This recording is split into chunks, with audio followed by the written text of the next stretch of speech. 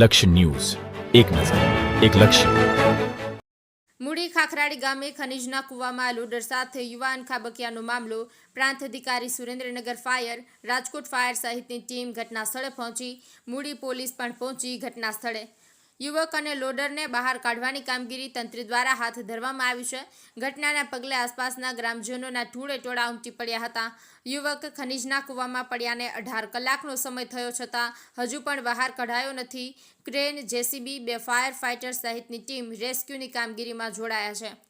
બ્રિજેશ ત્રિવેદી, સુરેન્દ્રનગર. તમારું નામ છે?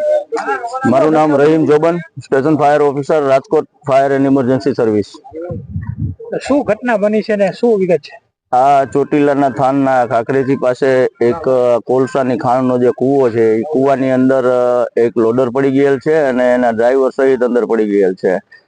એ બાબતનો પ્રાંત અધિકારી અને એસડીએમ સાહેબનો અમારા કંટ્રોલ રૂમમાં ફોન મળતા ત્યાંથી રેસ્ક્યુ કામગીરીમાં હાલ ઘટના સ્થળ ઉપર અમે પહોંચી ગયા છીએ અને કામગીરી શરૂ કરી દીધી. કેટલી સાથે જોડાયેલી છે?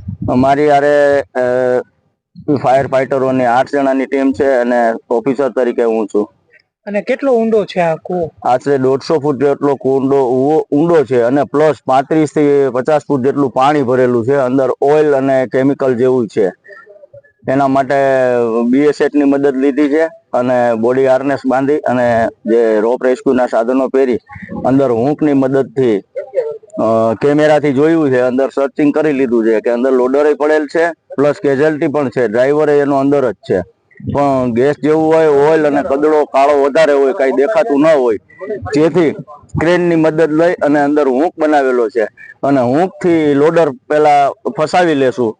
એટલે જો કેઝ્યુઅલ્ટી હારે આવી જાય તો પછી કેઝ્યુઅલ્ટીને કાઢી લેશી અને લોડર પણ બહાર નીકળી જશે. કેટલું રેસ્ક્યુ ગણાયા? રેસ્ક્યુ એટલે ઊંડાઈ કૂવાની વધારે છે અને આશરે એમ માનો કે 10 ફૂટની ગોલાઈ, જેને આપણે ભમરીયો કૂવો કહી છીએ, ગોળ કૂવો. એટલે બીજું કોઈ અંદર સપોર્ટિંગ નથી. અંદર જે રસા કે રસી લઈને ઉતરી છે તો ઉપરથી પથ્થર પડે છે એટલે બહુ રિસ્કી કામગીરી ગણાય.